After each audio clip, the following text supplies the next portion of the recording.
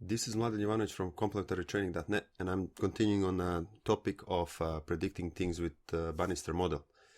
In this video, I'm going to use Andrew Flat data on heart rate variability and training load. In this case, this is session RP times duration, if I understood correctly. And what I've been trying to do is to try to predict heart rate variability or response to training load using a Banister model. Pretty much same as all other videos. Just in this case we use heart rate variability instead of injury or instead of performance. So we can play a little bit with this and see how it goes, which I did. And as we can see, the prediction is not that great. Variance explained is 0.08, and if my math serves me well, that's 8%, which is basically crap. Which plain English means that we are unable to predict heart rate variability from training load, and this is interesting. In my opinion, there are a couple of explanations. First one is that the model is not right, so the model is rubbish. In this case, Banister model might be rubbish.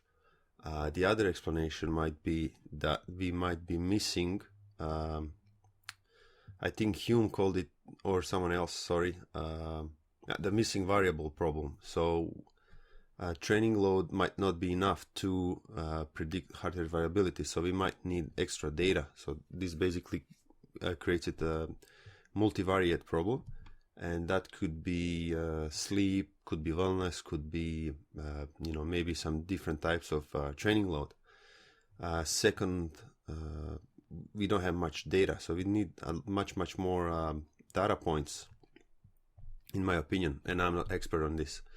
So it could be that on itself training load session RP is not very good predictor of heart rate variability response, at least using a Banister model.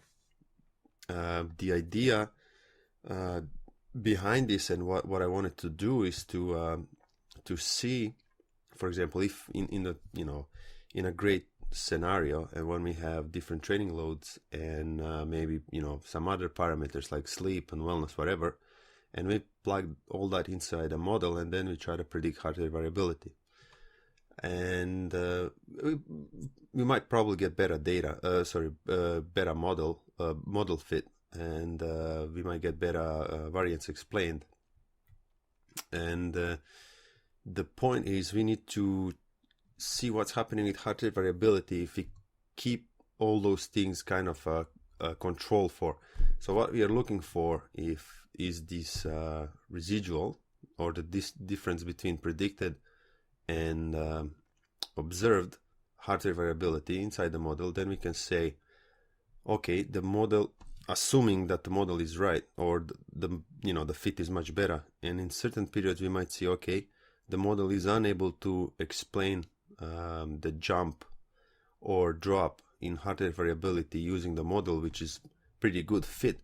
Then it might reflect something that that might be unusual. So the athlete might be reacting unusual to those variables, so training load and sleeping and whatever. And then we can see, okay, this is jumping outside the pattern, and that might ring a red light, whatever, again assuming that the model is right. So anyway, if any one of you listening have much more data and more, it's called panel data when we have time series, but we have multiple variables and heart rate variability, I can plug this inside here. It's going to be a little bit more difficult, but we can do it with a multivariate time series, and then we can check if our model is good with predicting heart rate variability.